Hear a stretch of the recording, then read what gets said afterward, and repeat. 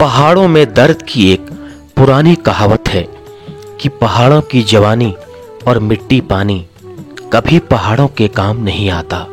आज भी उत्तराखंड की यही दशा और दिशा बरकरार है। रोजगार के मौकों की कमी, शिक्षा की समुचित व्यवस्था का अभाव और खेतीबाड़ी में आने वाली मुश्किलों ने हमेशा यहाँ के लोगों को अपनी जड़ों को छोड़ने पर मजबूर किया है।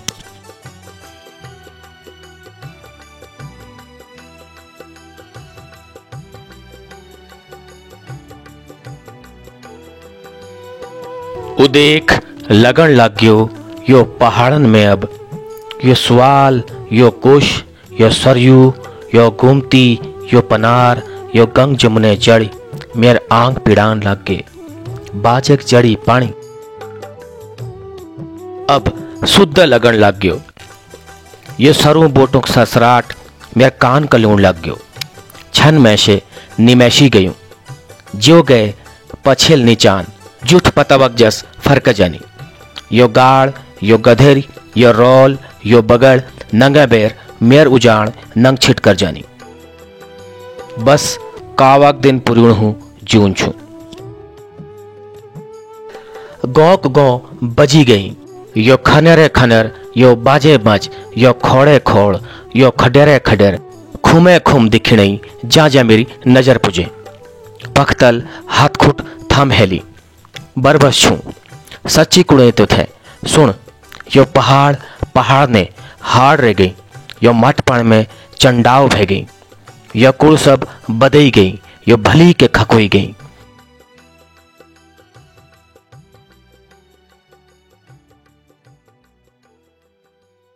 देखिए रास्ता, यह हाल इतनी बड़ी हवेली का बीच जी देखो आगे से घास रास्ता बनाते हुए जा रहे हैं। बहुत दर्द से भी ज्यादा दर्द हो रहा है इस चीज को देख करके मेरे को। ये देखिए सर, ये है वो हवेली। देखिए डिश भी लगी हुई है, लेकिन इसको देखने के लिए ये देखिए सर,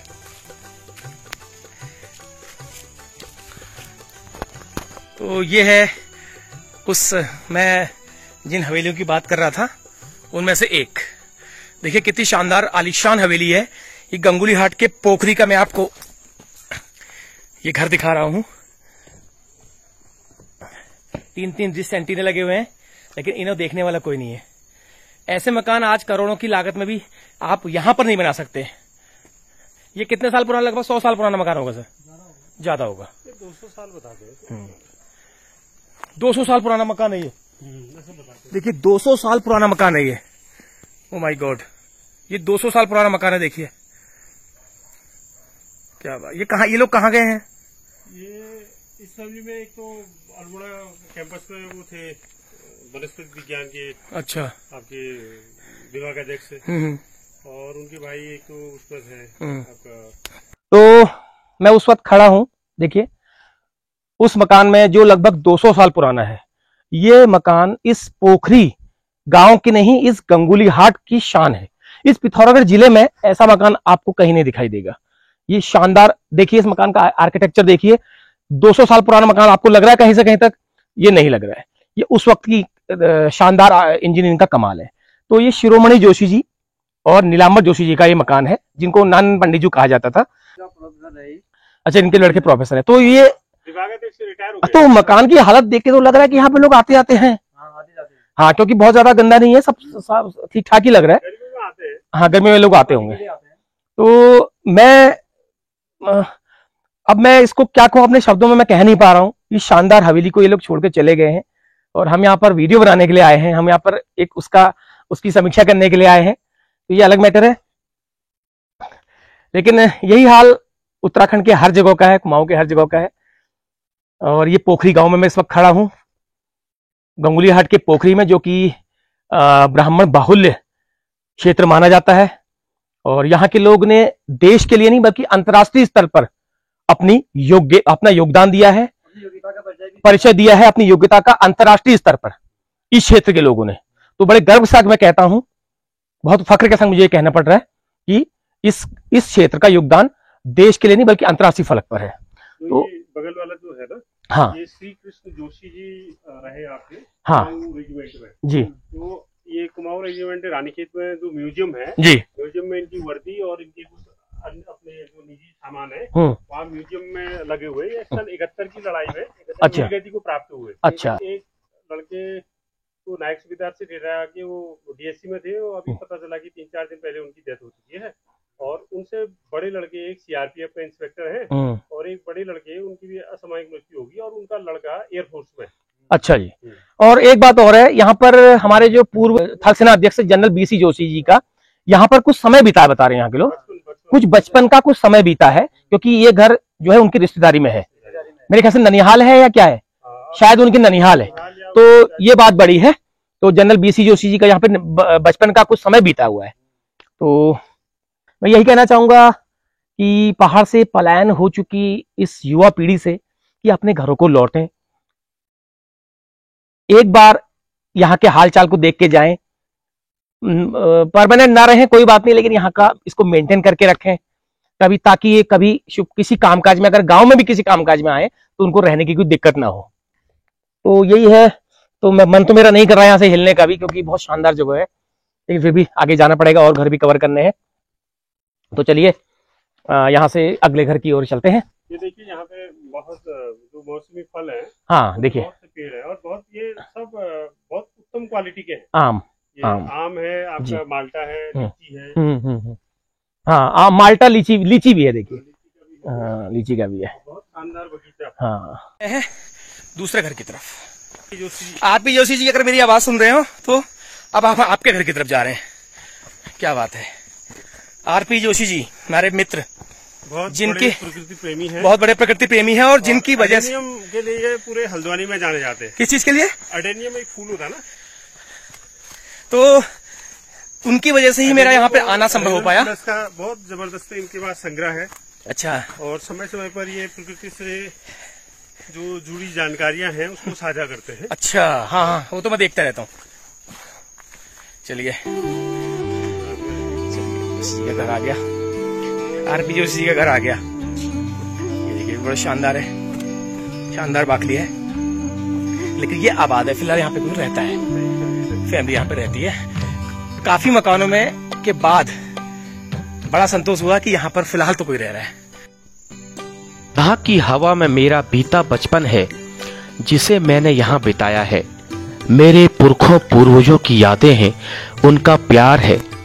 अगर मन की आंखों से देखो तो तुम्हारे वो शहर जिनमें तुम रहना अपनी शान और शौकत समझते हो, इस पहाड़ की तुलना में वो बहुत छोटा नजर आएगा।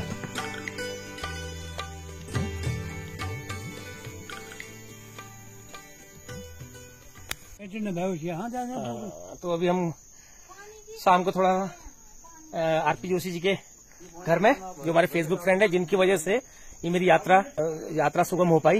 उन्होंने काफी मदद की। ये उनके चचेरे भाई हैं। आपका शुभ नाम सर? भगवती प्रसाद जी। चलिए, तो इनके घर में बैठे अभी हम थोड़ा सा रेस्ट कर रहे हैं, थक गए काफी। इसके बाद हम आगे के घरों में जाएंगे।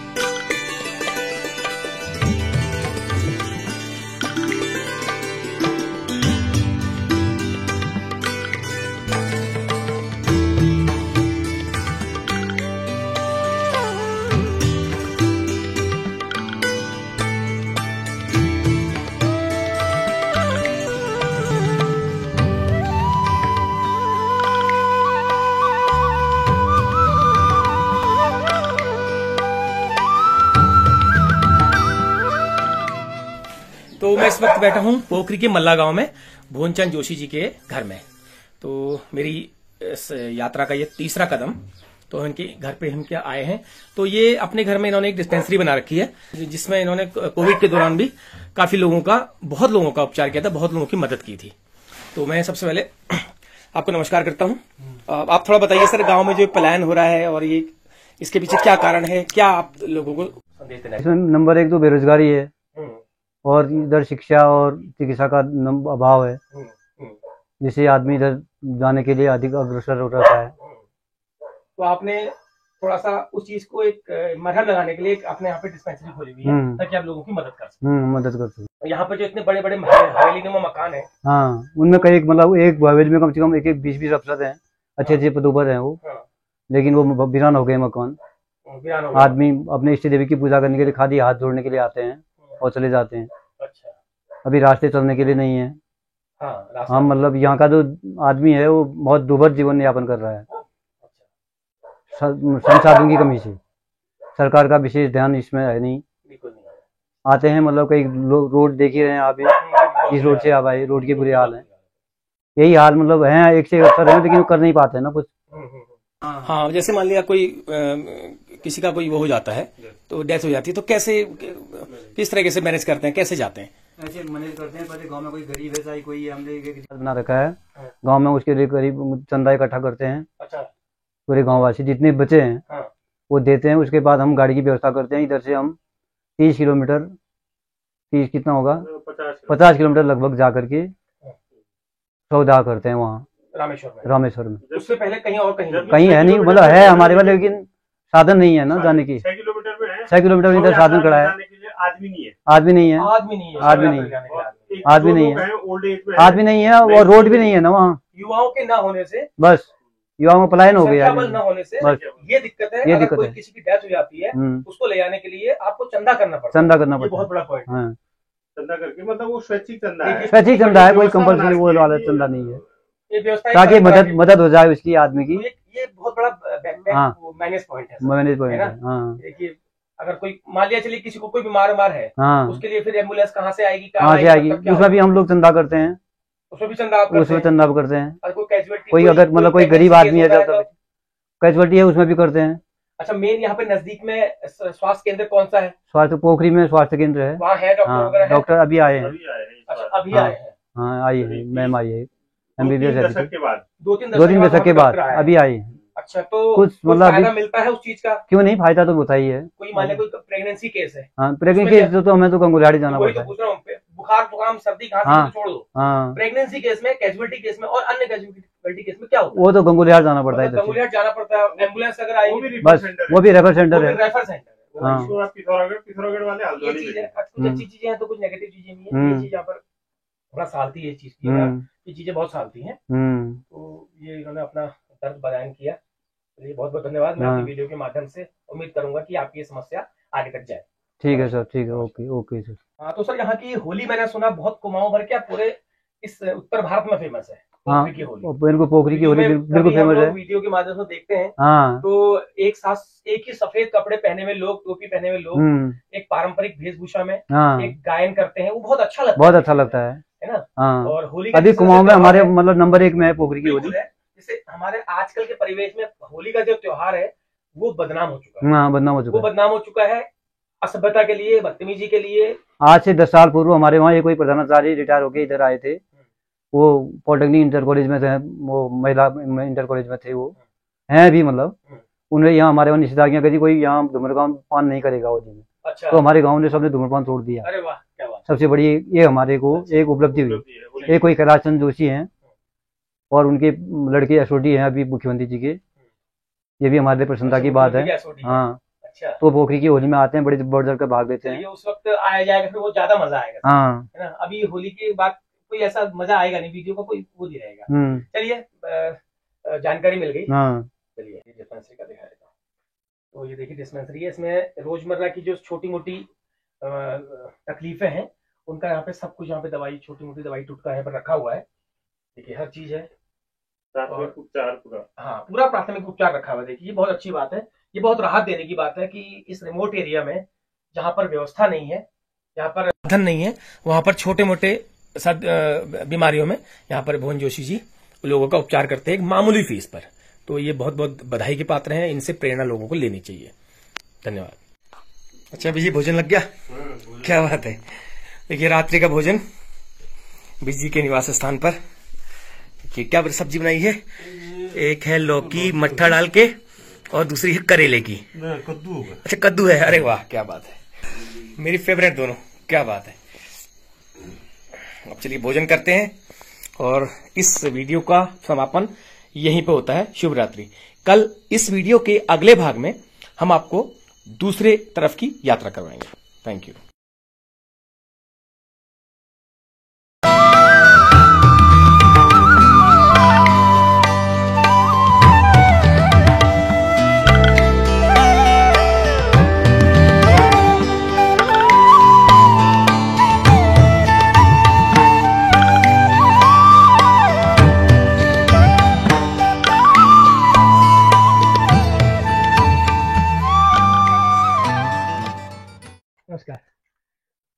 तो सभी लोगों को सुबह की नमस्कार।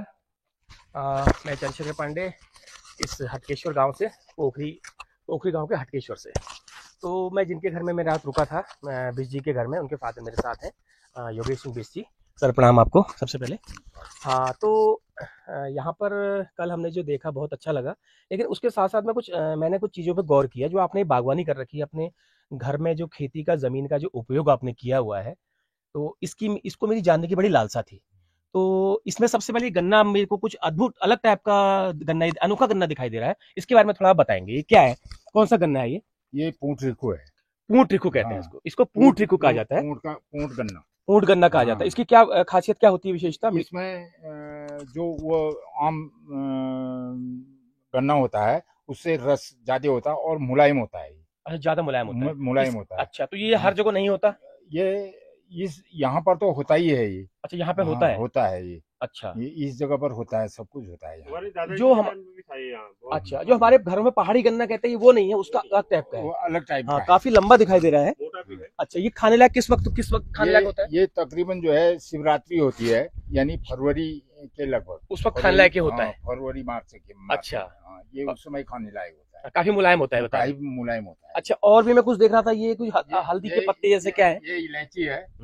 ये जो उसमें आता है, मसालों में जो काम आता है, हाँ। उसमें होता है। इसका बीज जो ये इलायची है। हाँ, इसमें इसका बीज जो है नीचे आता है। हाँ। जड़ में आता है इसका बीज। हाँ, ऐसे ज्यादा इसका बीज जो है जड़ में आता है। इसका बीज जड़ में आता है? जड़ में आता है, बड़ी इलायची। हाँ, बड़ी। अच्छा, इसके पत्ते बिल्कुल अदरक हल्दी की तरह पत्ते दिखाई दे रहे हैं। हल्दी या अदरक के मुताबिक होते हैं, लेकिन बड़े होते हैं वो। इसके बड़े होते हैं? उससे बड़े होते हैं, हल्दी और उससे बड़े होते हैं। इसका बीज कहाँ मिलता है? मतलब बीज जो है उसी बीज से लगा लेते हैं? बीज उससे भी बनता है। ये पौधे निकाल करके दूसरी जगह रोपे जाते हैं, रोप दिए जाते हैं। अश्वगंधा है ये? हाँ, ये अश्वगंधा है। ये जो है बहुत वो है, उपयोगी चीज है। हाँ हाँ हाँ। ये कई तरह की बीमारियों में इसका अश्वगंधा की गोलियां सेवन होता है। तो देखिए, गांव सफेद मूसली कौन सी है? सफेद मूसली इधर है, आइए। क्या बात है, ये है सफेद मूसली। सफेद मूसली, ये मूसली क्या होती है, आप जरा बताएंगे? ये बलवर्धक ये है आपका। अच्छा, बलवर्धक। हाँ, बलवर्धक है। इसमें हजारों जड़ें होंगी मूली की जैसी इसके नीचे। अच्छा, तो उनको सुखा के उसका पाउडर दूध के साथ, जो कमजोर लोग होते हैं, अच्छा, उनके लिए, जैसे शिलाजीत है, ये है एस्पेरेगस है, शतावरी। आजकल जो मार्केट में बिकती है मूसली, वही मूसली है। अच्छा अच्छा, तो बड़ी कीमत है इसकी। और एक ये है सर, ये है रोजमेरी, ये वाला, ये नीचे वाली। ये मसाले के, इसको दिखा दीजिए थोड़ा सा, इसको थोड़ा सा दिखा दीजिए। चाय में भी काम आती है ये रोजमेरी। 13-14 हजार रुपए केजी है। ये इसका पत्ता या इसके पत्ते रोजमेरी की 13-14 हजार रुपए केजी है। 13-14 हजार रुपए केजी। ये ग्रीन टी में बहुत उपयोग हो रहा है। ग्रीन टी में उपयोग हो रहा है। इसको कहीं भी लगाया जा सकता है। इसको जो करीब 30 डिग्री टेम्परेचर तक सहन कर लेता है। ज्यादा होगा तो फिर ये मुरझा जाता है। 30 डिग्री टेम्परेचर सहन कर सकता है पहाड़ों में, जनरली पहाड़ों। चलिए, मैं देखिए अंकल ने गांव में खाली पड़ी जमीन का किस तरह से उपयोग किया है, वो मैं आपको बताना चाह रहा हूँ कि आज पलायन से जो गांव खाली हो रहे हैं, उसका देखिए उन्होंने घर में रह करके, आर्मी रिटायर नहीं है, किस तरह से यूज किया गया। ऐसी चीजें, ये मात्र मुश्किल से 300-400 स्क्वायर फीट में इतनी चीजें आपको समावेशित। ये हमारे पास करीब 1200 घास है। एक पेड़ 1200 घास है। 1200 ये खेतों में भी है, नीचे खेतों में। देखिए किस तरह से इन्होंने एक मिसाल पेश की है। मैं ये बताना चाहता हूँ सभी को। तो हो सकेगा तो उस खेतों की तरफ जाएंगे। एलोवेरा भी है। ये देखिए, ये कौन सी, ये एलोवेरा है। ये कौन सी ब्रीड की एलोवेरा है सर? ये सबसे अच्छी मानी जाती है। ये जो व्यावसायिक उत्पादन, ये व्यावसायिक है? हाँ, व्यावसायिक है। इसका जूस बनाते हैं। अच्छा, जूस बनाते हैं। 200 रुपए बोतल देते हैं। 200 रुपए बोतल देते हैं? 200 रुपए इसका पल्प निकाल के जी 200 रुपए देते हैं। अच्छा, ये भी और जगह पे लगा रखी है, इतनी ही है?